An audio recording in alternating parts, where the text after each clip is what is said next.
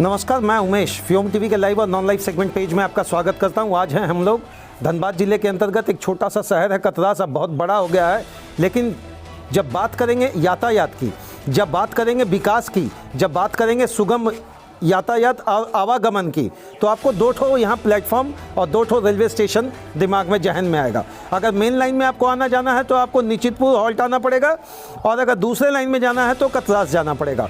कतरास वाले जी, जब स्टेशन से आप आगे निकलते हैं और सोनारडी पहुंचते हैं तो गाड़ी की संख्या कम हुई, लेकिन विकास का संख्या वहां बढ़ा, और जब यात्री की संख्या कम हो गई तो श्रीमान वहां प्लेटफॉर्म बन गया। बहुत ताज्जुब की बात है। खैर, हम इसको भी विकास ही समझेंगे। अभी यहाँ एक चीज़ आप देख रहे होंगे, निश्चितपुर में हम लोग हैं। निश्चितपुर हॉल्ट में आपका स्वागत है। श्रीमान, यहाँ पर इस बैनर और इस पोस्टर को देखिए, जिस तरीके से लिखा गया है, प्लेटफॉर्म, ओवरब्रिज और कंप्यूटरीकृत कंप्यूटर टिकट घर का निर्माण किया जाए। बहुत सारे नेता अपने पार्टी के माध्यम से भी, पार्टी फोरम के माध्यम से भी, और अपने भी निजी इस बात को उठा रहे हैं कि इसका विकास हो। विकास तो हो रहा है। हम लोग आए तो देखे कुछ कंस्ट्रक्शन एरिया यहाँ पर कंटिन्यू है। सबसे पहले हम लोग यहाँ दिखाते हैं कि आज भी मुझे लगता है ये बहुत पुराना हॉल्ट है। बहुत पुराना मतलब तकरीबन हम लोग तो 50-60 साल से तो जदीद इसको समझ रहे हैं कि यार पुराना हॉल्ट होगा, और इसका खिड़की बता रहा और ये सब पाया बता रहा कि श्रीमान ये रेलवे का बहुत पुराना हॉल्ट है यहाँ। लेकिन विकास के नाम पे शहर तो बस गया। जी हाँ, विकास के नाम पे शहर के आसपास बहुत शहर बस गया।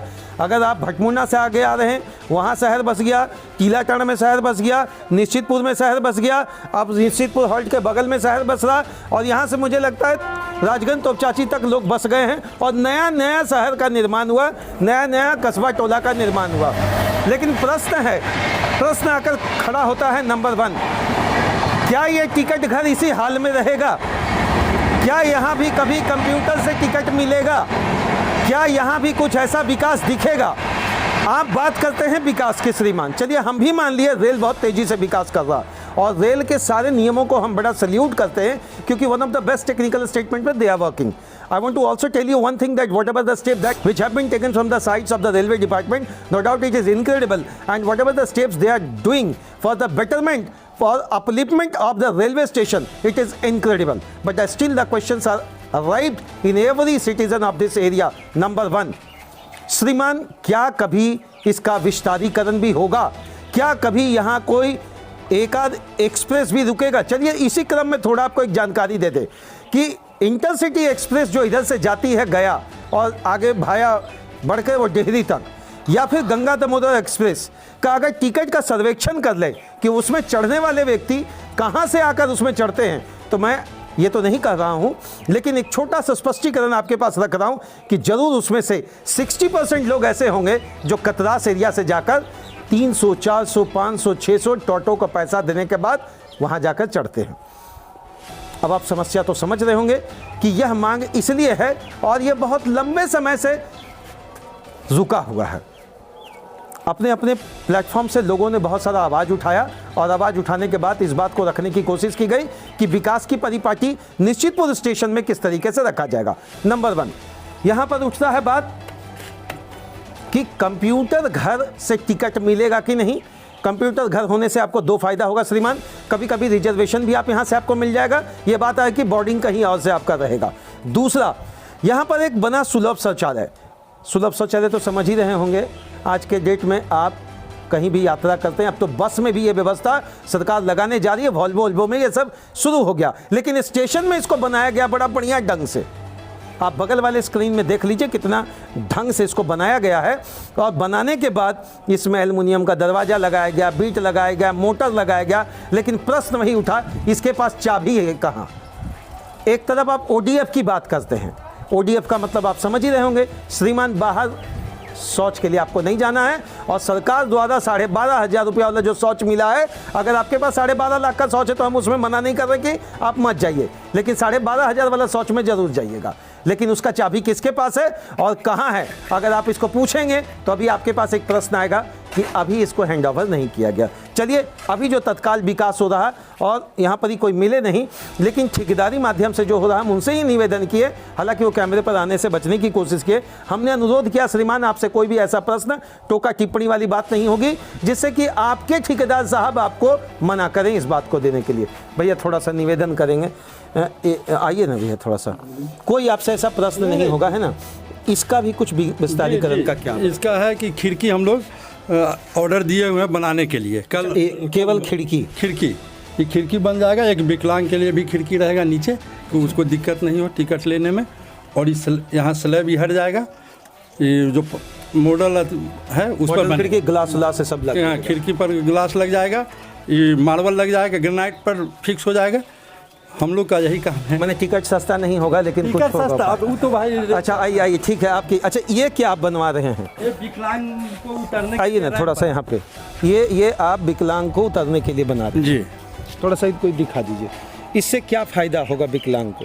जैसे उनको चढ़ने उतरने में उस सीढ़ी से दिक्कत होता है, ठीक, तो हम लोग इसको आगे तक वो जो स्लैब देख रहे हैं वहाँ से काट के हम लोग उसको पूरा स्लॉप कर रहे हैं नीचे तक जाने के लिए। उनका आराम से, वो विकलांग का जो रिक्शा आता है वो आराम से चढ़। अच्छा, ये दिव्यांग को चढ़ने और उतरने के लिए एक रेलवे अपना सर्कुलर सिस्टम बनाई है।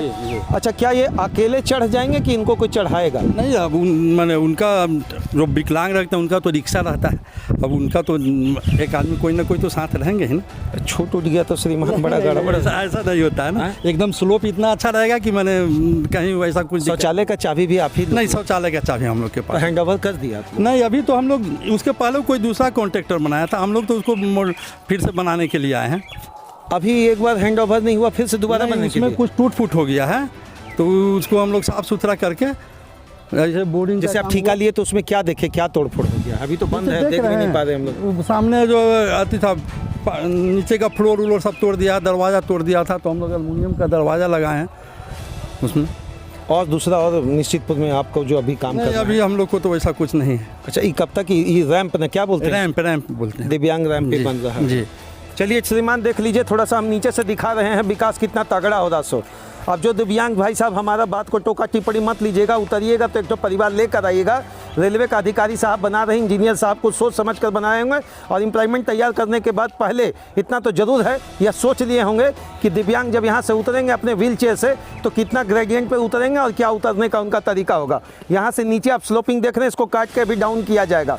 लेकिन हम अभी भी पूछ रहे हैं श्रीमान, क्या यह अगर एक भी छोटी सी गलती हुई यहाँ से, अगर दिव्यांग को उतारने में, या फिर दिव्यांग भारी हैं और अटेंडेंट हल्का हैं, या अटेंडेंट भारी हैं और दिव्यांग हल्का हैं, तो श्रीमान